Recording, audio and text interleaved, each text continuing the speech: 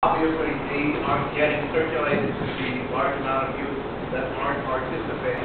What can we do to encourage youth to get into these training programs and increase the amount of training programs that are available? I think in terms of encouraging youth to get into direct training programs, if there are things that my office can do to help shine a light on some of the good stories that are out there, let us know, because we love to do that. Oftentimes the issue is connecting the right person with the right information. And in terms of expanding some of those programs that work, when we look at jobs legislation, we need to look at the things that are working, and particularly with our youth. Tom?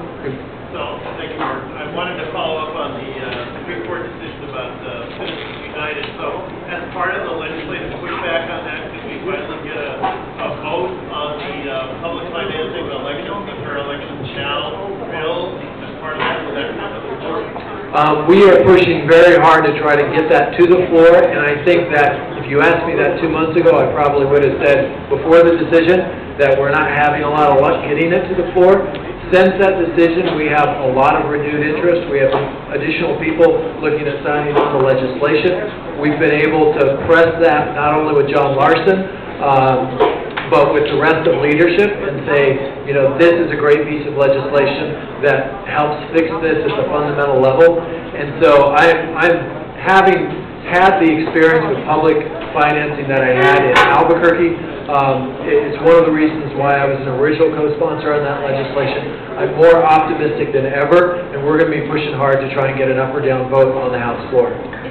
Last question, then we'll go back, and I'll stick around. Go ahead. Sorry, Mark, what's your opinion on how things are going in Afghanistan? And do you think there's a chance that we can actually defeat Al-Qaeda? And do you feel that President Obama was correct in sending another 20,000 people?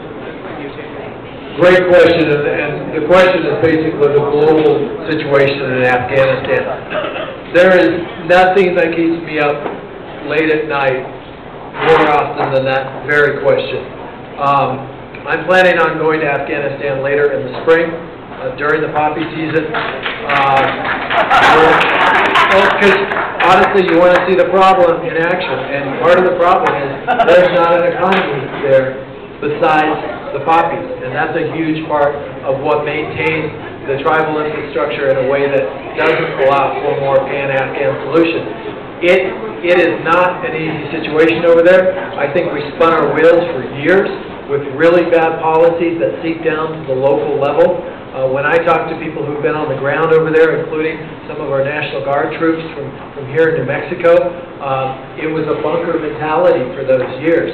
It's really a maintenance situation that allowed Al-Qaeda and the Taliban to become much closer than they used to be, much more synonymous than they used to be. And despite the fact that huge progress has been made on the Al-Qaeda front, the Taliban front has changed dramatically, and they have gotten the momentum, and early indications are, if some of these changes in the way we do things can take hold, I think we will see real progress in Afghanistan, the kind of progress that will allow us all to get out of Afghanistan at a much earlier point. But I think the change in focus to one that is a counterinsurgency strategy and a development strategy was the right call by President Obama. And you have to have those two things. You have to, you have to empower the Afghan people to run their country again. And we pulled up stakes and left that country. When the Soviets pulled out, we were as involved in Afghanistan as any country in the world. And if you know who Charlie Wilson was and saw Charlie Wilson's war, you know, he passed away just about a week ago. And I've spent time on the phone in this last year talking to him. And one of the things that happened was, as soon as the Soviet threat was gone, when he tried to get funds to help create a development strategy, rebuild their agriculture and rebuild their schools, it just fell on deaf ears in the Reagan and subsequently Bush administration.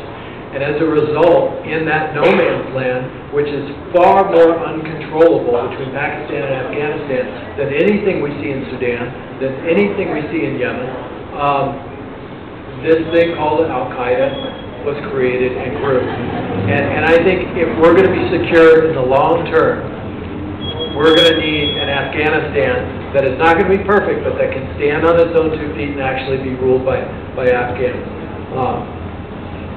I know that's a long answer. It's not an ideal situation. I think it's moving in the right direction.